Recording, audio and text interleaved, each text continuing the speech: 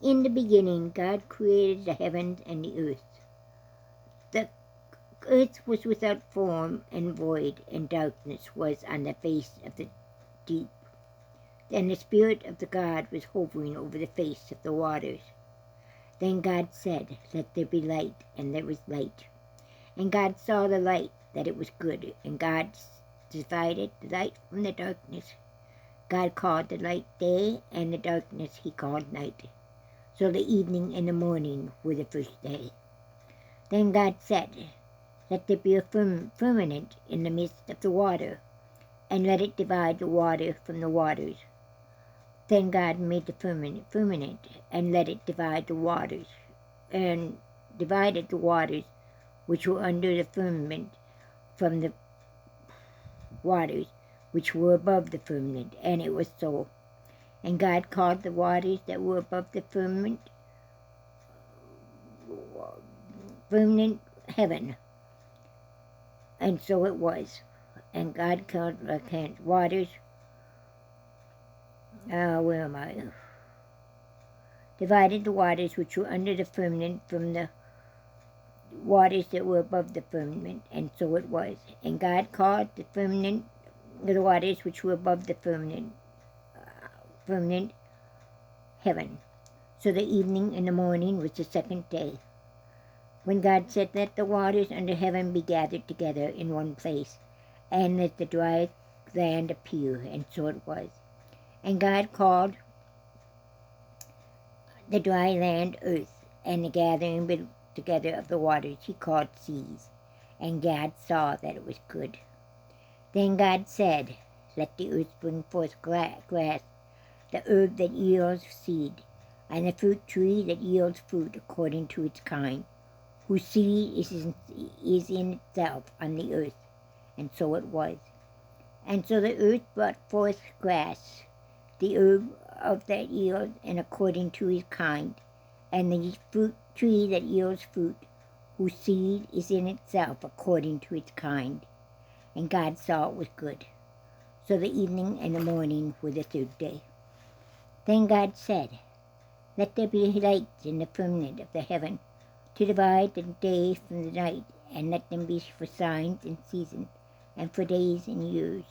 And let them be lights in the firmament of the heavens, and to give light on the earth." And so it was. Then God made two greater lights. The greater light was to rule the day, and the lesser light to rule the night. He made the stars also. God set them in the firmament of the heavens, to give light unto the earth, and to rule over the day and over the night, and to divide the light from the darkness. And God saw that it was good. So the evening and the morning were the fourth day. Then God said, "Let the waters abound with an abundance of living creatures, and let birds fly above the earth, across the face of the firmament of the heavens." So God created great sea creatures, and every living thing that moves, with which the waters abounded, according to their kind, and every winged bird according to its kind. And God saw it was good. And God blessed them, saying, "Be fruitful and multiply, and fill the waters in the sea, and let birds multiply on the earth."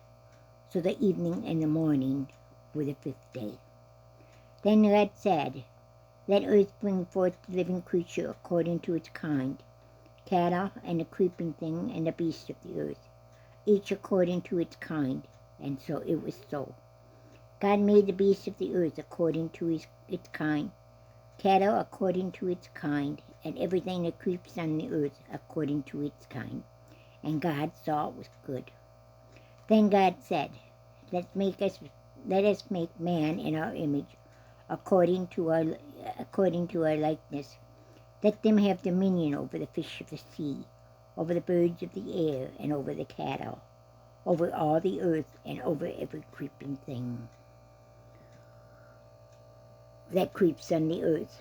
So God created man in his own image, in the image of God. He created him, male and female. He created them, and then God blessed them, and God said to them, "Be faithful, and multiply, and fill the earth, and subdue it. have dominion over the fish of the seas, over the birds of the air, and over every living thing that moves on the earth.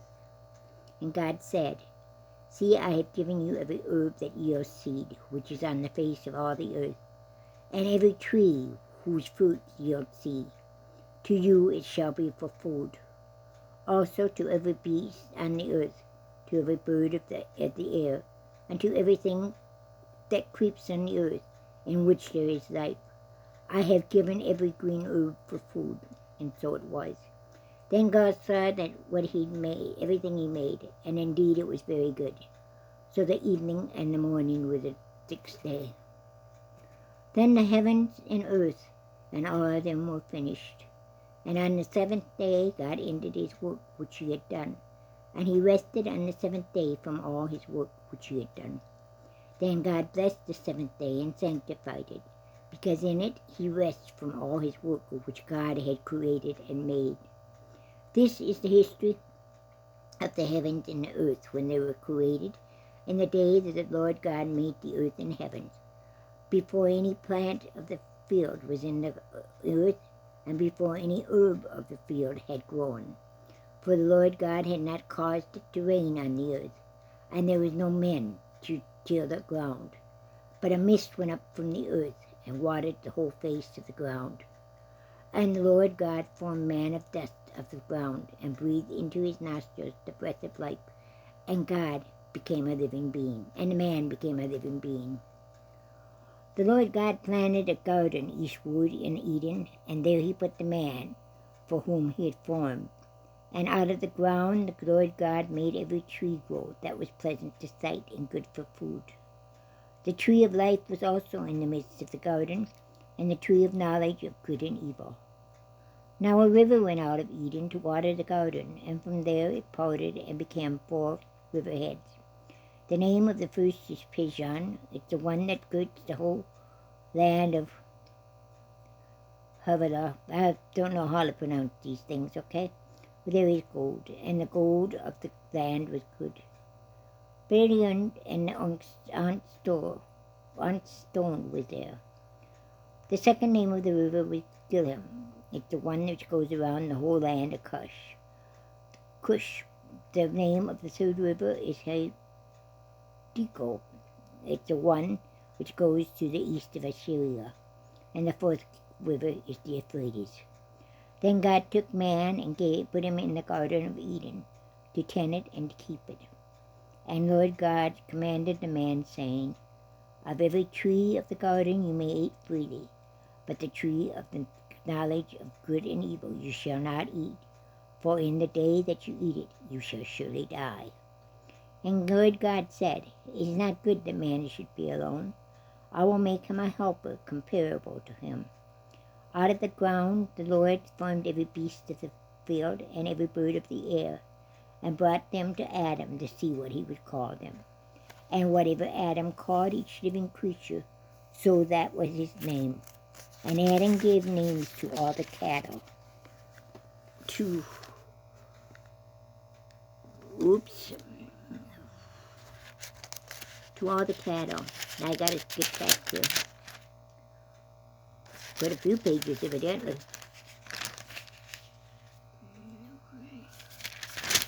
Here we go. The birds of the sea, and every beast of the field. But for Adam there was no friend or helper comparable to him. And the Lord God caused a deep sleep to fall upon Adam, and he slept. And he took one of his ribs, and closed up the flesh in its place. Then the rib which the Lord God had taken from man, he made into woman, and he brought her to the man. And Adam said, This is now bone of my bones, and flesh of my flesh. She shall be called woman, because she was taken out of man. Therefore a man shall leave his father and mother, and be joined to him, his wife, and they shall become one flesh. And they were both naked, the man and his wife, and they were not ashamed. God bless you.